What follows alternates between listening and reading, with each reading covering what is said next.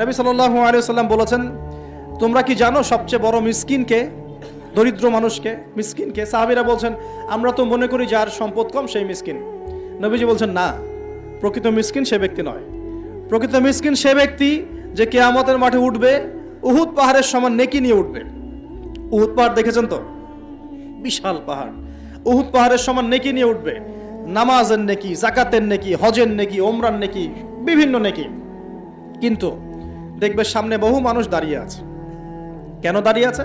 কারো কাছ থেকে টাকা নিয়েছে, টাকা শোধ করে নাই, কাউকে গালি দিয়েছে, কাউকে অন্যায়ভাবে অপবাদ দিয়েছে, কাউকে আঘাত করেছে, কারো উপর জুলুম করেছে, ইত্যাদি বিভিন্ন রকম মানুষের সাথে জড়িত পাপ ছিল। ঠিক আছে? কারো গীবত করেছে, কাউকে তহমত দিয়েছে, ইত্যাদি।